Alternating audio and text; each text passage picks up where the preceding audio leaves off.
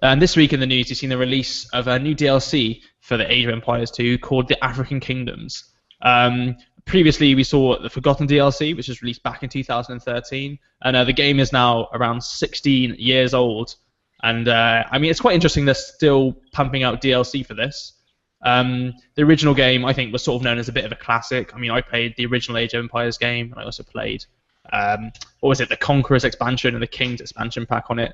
And I think one thing for me is there's been like quite a bit of a like void in my life, I think, from Age of Empires or those kind of games, and I don't really know why. I mean, I guess StarCraft 2 is sort of one of them, but like I don't really know what's happened to them. So I guess from a game development perspective, like if we start with Tom, do you think would there be like any challenge? So after they made the HD remake, do you think there's like any challenges to like putting in some more DLC for it, or do you think they're just doing it to make some quick money? I don't think there's many challenges necessarily behind it. It's just a case of creating more content and releasing it as you would any standard DLC, even though the game's 10 plus years old, 16 years old, or whatever it is now. HD remakes 4 or 5 years old, I believe. Mm-hmm. So it's just like releasing a DLC for any other game. It's create the content and put it out there.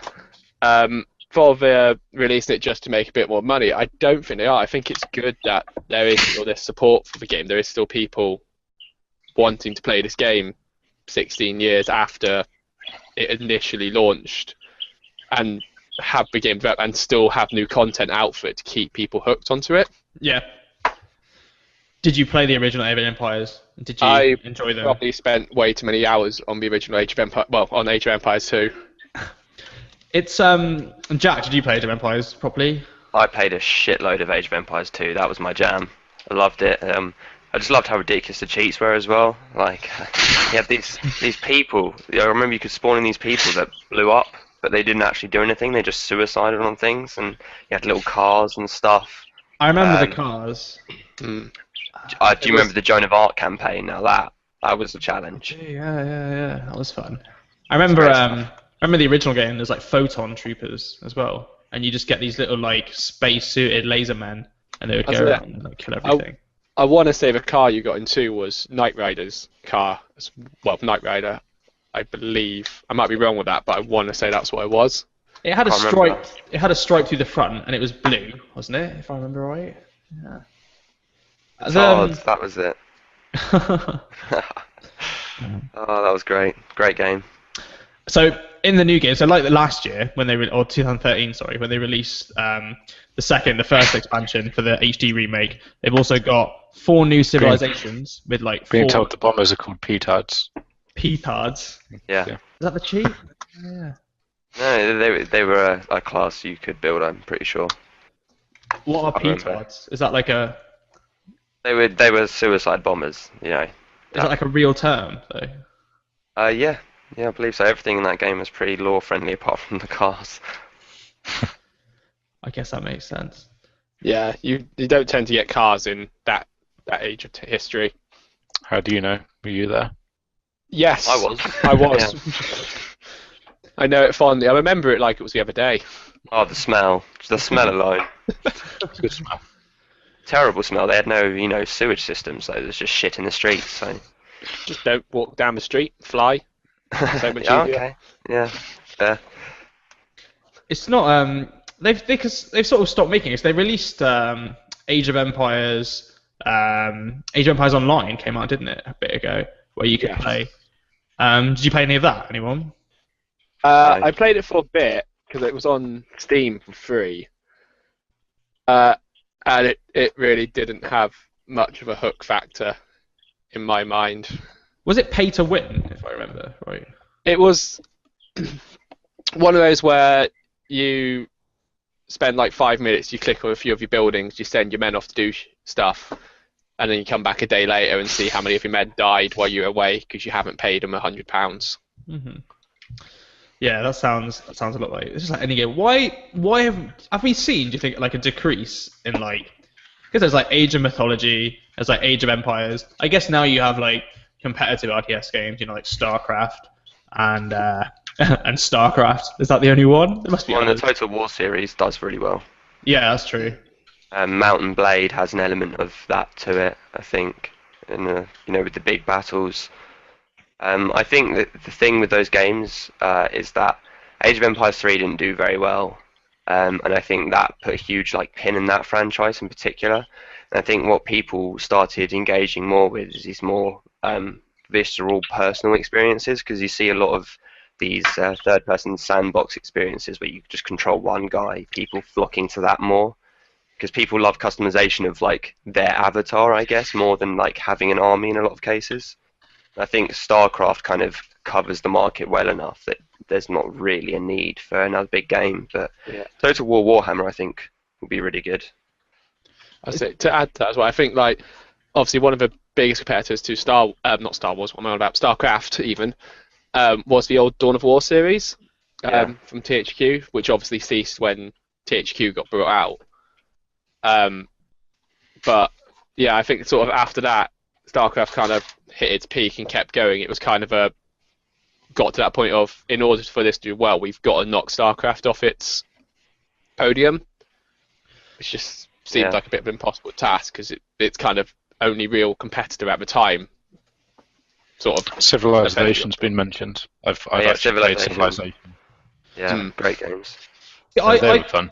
I think all these games cover quite a bit of different types, because I can see why people like StarCraft and they want to build a city and they want to take it. Well, they don't want to build a city, do they? They want to make an army, build a civilization, and take over something. But I just want to I want to sit back. I want to go, right, farms go here, castles go here, almost like City Skylines is now, but just with just like the old Age of Empire games. I think that was I think if you look at how those games are developed, so you've got your City Skylines, Roller Coaster Tycoon has gone one way, and then you've got Civilization.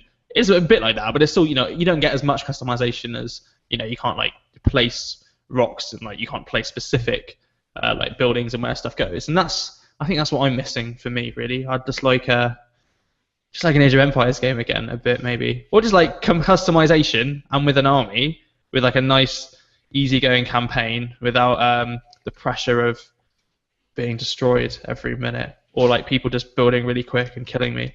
Maybe I'm just really outdated now though, and I think my opinion might be a bit not what people want anymore. I think Civilization is quite customizable. I mean, I get what you're saying, but I think you get to decide what goes in what square, and you get to decide where you put your resources, and it's quite dynamic in the way it expands and stuff. But you can choose certain monuments and certain buildings you want to build, so you can choose that.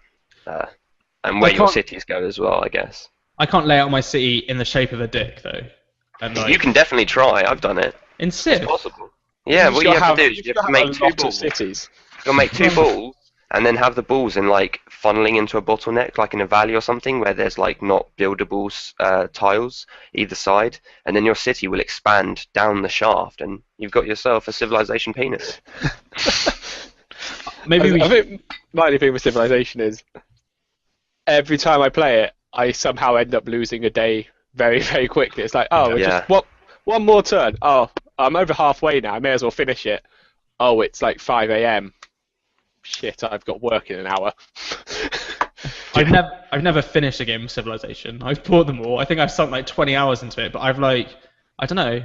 By the time I get towards the end game bit, I always get bored or it gets too difficult and I just quit playing. But I just look.